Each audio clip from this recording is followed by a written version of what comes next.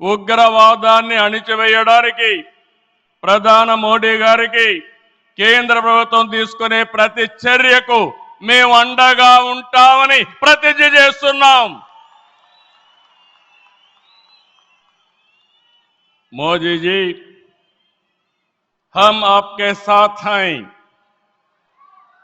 आंध्र प्रदेश के 5 करोड़ लोग आपके साथ हैं।